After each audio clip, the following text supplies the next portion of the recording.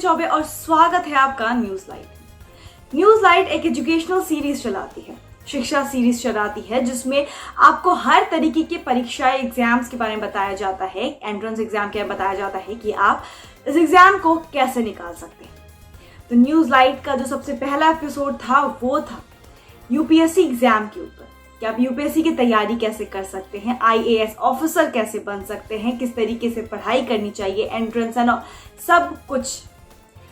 और ये आज हमारा सेकेंड एपिसोड है हमारे शिक्षा सीरीज का, यानी कि एजुकेशनल सीरीज का।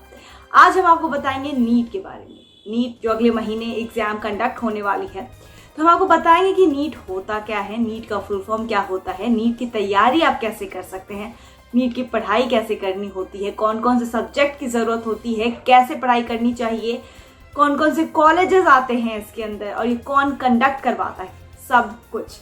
तो इस वीडियो को शुरू से अंत तक ज़रूर देखिएगा। तो सबसे पहले तो आपको ये बताते हैं कि आखिर नीट है क्या, नीट का फुल फॉर्म क्या है। तो नीट का फुल फॉर्म है national eligibility cum entrance test. इसको एनटीए कंडक्ट करवाती है। अब एनटीए क्या है, अब आपको ये बताते हैं। एनटीए का फुल फॉर्म होता है national testing agency. National testing agency जो होती है वो नीट का एग्जाम कंडक्ट करवाती है।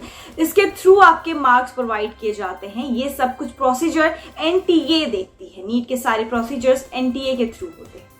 तो ये तो आपको पता चल गया कि नीट का फुल फॉर्म क्या होता है, नीट का एग्जाम कौन कंडक्ट करवाता है। अब आपको ये बताते हैं कि नीट कौन सा एग्जाम होता है, मतलब कि नीट पोस्ट ग्रेजुएशन कोर्स होता है यानी पीजी होता है या यूजी होता है। तो नीट यूजी के लिए होता है, मतलब नीट का एग्जाम अंडर ग्रेजुएशन कोर्स के लिए होता है। मतलब 12th के बाद बच्चे नीट का एग्जाम का फॉर्म फिल करते हैं।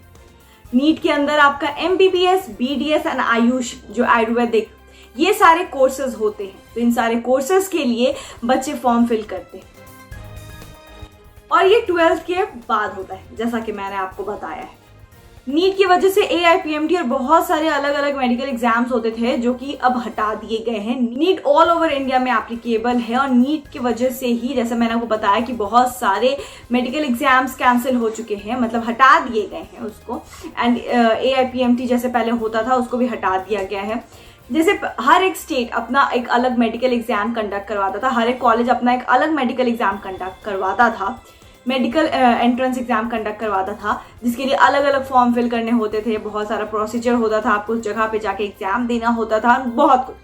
लेकिन नीट की वजह से ये बहुत ज़्यादा फायदा भी हुआ है कि ऑल ओवर इंडिया बस एक मेडिकल एग्जाम होगा जिसका नाम है नीट। इससे आपको सारे जितने बड़े बड़े कॉलेजेस हैं आपको मिल सकते हैं, चाहे वो आयुष के हो, बीडीएस के हो, एमबीबीएस के हो, सारे आपको मिल सकते हैं।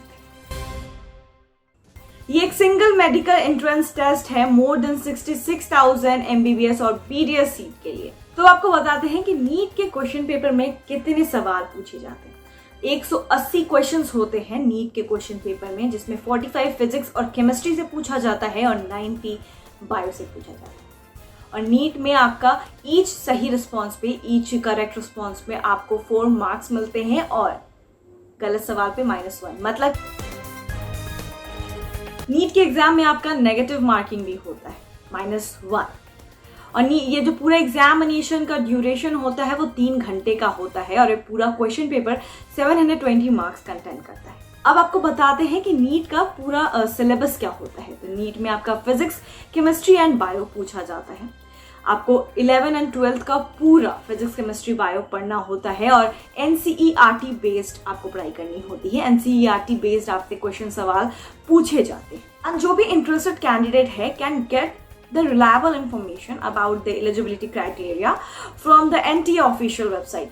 मतलब कि जो भी इंटरेस्टेड कैंडिडेट है वो ये एलिजिबिलिटी क्राइटेरिया का करेक्ट इन्फॉर्मेशन और भी ज़्यादा इन्फॉर्मेशन अगर चाहते हैं लेना, तो आप एनटीए के ऑफिशियल वेबसाइट पे जाके भी चेक कर सकते हैं। ऑल इंडिया मेरिट लिस्ट जो निकलती है क्वालिफाइड कैंडिडेट की, वो निकलती है एआईआर के बेसिस पे। वो एआईआर के बेसिस पे निकलती है, जो कि प्रोवाइडेड होता है एनटीए से। और एक बार जब आप नीट का एग्जामिनेशन क्रैक कर लेते हैं तो आपके मार्क्स के अकॉर्डिंगली आपको कॉलेजेस मिलते हैं एंड उसके बाद आपका जो होता है काउंसलिंग प्रोसीजर स्टार्ट हो जाता है आपके कॉलेजेस के लिए। उसमें आपका काउंसलिंग प्रोसीजर शुरू होने लगता है। अब आपको बताते हैं कि कितना परसेंट सीट रिजर्वेशन होता है गवर्नमेंट मेडिकल कॉलेज के अंदर अकॉर्डिंग टू 15% AIQ मतलब ऑल इंडिया कोटा के थ्रू, 15% SC कैंडिडेट के लिए और 1.5% ST कैंडिडेट के लिए, और 27% सीट जो होती है वो रिजर्व होती है crucial educational institution as per reservation in admission act 2006। Apart from AIQ मतलब कि ऑल इंडिया कोटा के अलावा भी कुछ स्टेट गवर्नमेंट और जो बड़ी बड़ी प्राइवेट यूनिवर्सिटीज़ होती है और सेंट्रल इंस्टीट्यूशन जो होते हैं ये सारे अपना कुछ कोटा बना के रखती है। जो डीम्ड यूनिवर्सिटीज़ हो गई, जो भी कॉलेजेस हो गए, मेडिकल कॉलेजेस हो गए, ये सारे के इन सारे कॉलेजेस के अंदर भी स्टेट गवर्नमेंट भी अपना एक अलग कोटा बना के रखती है, रिजर्वेशन कोटा। अपना एक थोड़ा सा कोई कोटा लड़कियों के लिए हो गया या किसी के लिए भी हो गया, कोटा बना के रखती है। तो इन सारे जैसे NRI कोटा हो गया, ऐसा ऐसा अलग अलग तरीके का कोटा बना के रखती है कॉलेज। तो अगर आपको इन सारे कोटा को अचीव करना होता है तो नीट AIQ एंट्रेंस एग्जाम जो होती है उसमें आपको 50 परसेंटाइल टू 40 परसेंटाइल स्कोर करना होता है। अब आपको बताते हैं कि अगर आप नीट में अच्छा स्कोर करते हो तो आपको कौन से टॉप के कॉलेजेस मिलेंगे। सबसे पहले तो एम्स का नाम लूंगी। एम्स हो गया, जिपमर हो गया, फिर आपका हो गया सफदरजंग मेडिकल कॉलेज। ऐसे बहुत सारे टॉप के कॉलेजेस हैं जो कि अगर आप अच्छा स्कोर करते हो तो आपको ये सारे कॉलेजेस मिलते हैं। तो चलिए अब आपको बताते हैं कुछ लास्ट ईयर के नीट के टॉपर्स के नाम। तो लास्ट ईयर का जो नीट का टॉपर था उसका नाम था शोहेब। वो he was from Roorkee and उसने स्कोर करा था 720 आउट ऑफ 720 इन नीट। और जो सेकंड टॉपर थी उसका नाम था आकांक्षा सिंह। तो शोहेब आफ्ताब और आकांक्षा सिंह ने टॉप के लिस्ट में अपना नाम दर्ज कराया था 2020 में। अब सारी बातें हो गई, सारा इन्फॉर्मेशन मैंने आपको बता दिया इस वीडियो के थ्रू, लेकिन सबसे बड़ा सवाल जो मेन चीज है जिसके लिए सारी बातें आप देखेंगे वो है how to crack NEET examination, means how to study to crack a NEET examination, such a big question this is. तो ये जो सवाल है इसका जवाब बस मेरा तो ये मानना है कि every individual have their own way to study and own way to focus to their goals. अगर आपको नीट एग्जाम क्रैक करना है, आपको एक डॉक्टर बनना है, उसके लिए तो आपके अंदर ज़ील होनी चाहिए कि आप किस तरीके से पढ़ाई करते हैं। पर नीट का सिलेबस भी बहुत वास्ट होता है तो उसके लिए आपको एटलीस्ट 8 to 10 आवर्स तो पढ़ाई करनी चाहिए ऑन द रेगुलर बेसिस। लेकिन हाँ, कभी कभार आपको ब्रेक की भी ज़रूरत पड़ती है। आपको ब्रेक लेना चाहिए, आपके माइंड को ब्रेक की ज़रूरत होती है for a fresh air, for the freshness.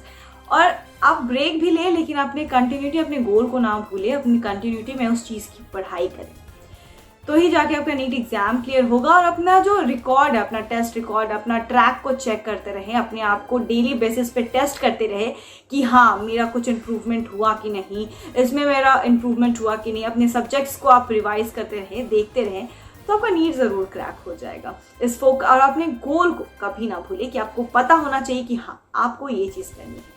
तो अगर ये सब चीज़ आप जानोगे तो नीट का कोई भी एग्जाम निकाल लोगे। और बस मेहनत करो, मेहनत करने से तो कुछ भी हासिल हो जाता है। एंड आई होप कि आपको ये वीडियो काफ़ी इंफॉर्मेटिव लगी हो। और अगर आपको ऐसे नीट के एग्जाम से रिलेटेड कोई भी क्वेश्चंस पूछना हो तो आप कमेंट कर सकते हो हमारे कमेंट सेक्शन के नीचे। एंड हमारी ईमेल आईडी की जो कि नीचे भी शो कर रहा होगा उस पर भी आप ईमेल कर सकते हो if you want to ask any questions regarding to NEET examination. And all the best every aspirant who are going to give the examination in next month for NEET.